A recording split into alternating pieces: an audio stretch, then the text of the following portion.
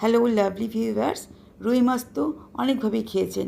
এভাবে একবার রান্না করে খান, অবশ্যই ভালো লাগবে। এর জন্য আমি 400 গ্রাম রুই মাছ নিয়েছি। ভিনিগার জলে ধুয়ে নিলাম আঁশটানের গন্ধটা কাটানোর জন্যে। তারপর পরিমাপ মতন হলুদ নুন মাখিয়ে আমি এটা সাইডে রাখলাম। একটা মশলা তৈরি করে নিলাম, ভাজা মশলা। এটা 1 চামচ পাঁচফোড়ন, একটা শুকনো লঙ্কা দিয়ে ভালো করে ভেজে সেটা 1 চামচের মতো মশলা রাখলাম, সেটা মাছের ঝোলে দেবো শেষে। এবার একটা পেস্ট তৈরি করে নিচ্ছি।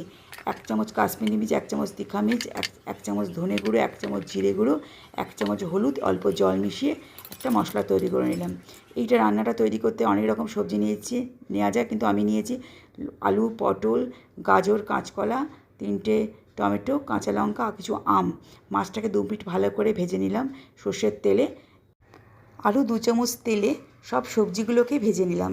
প্রথমে পটল, তারপরে সব সবজিগুলোকে ভেজে নিলাম।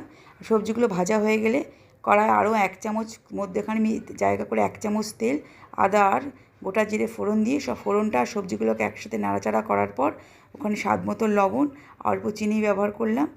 যে এখানে আমি কাঁচা আমগুলোকে এবার দিয়ে দেবো, যে মশলাটা পেস্টটা রেখেছিলাম সেটা দিয়ে গরম জল দিয়ে 10 থেকে 15 মিনিট আঁচ কমিয়ে ফোটার পর সেখানে 2টো কাঁচা লঙ্কা, আমি যেমন ঝাল মতন খাবেন যোগ করে নেবেন। মাছগুলো দিয়ে নামানোর আগে ভাজা মশলাটা করেগুলো দিয়ে পরিবেশন করুন। খুবই ভালো লাগবে খেতে। কেমন লাগলো রেসিপিটা জানাবেন, অবশ্যই কমেন্টে লিখবেন। লাইক, শেয়ার, সাবস্ক্রাইব করবেন। ভালো থাকবেন। নমস্কার।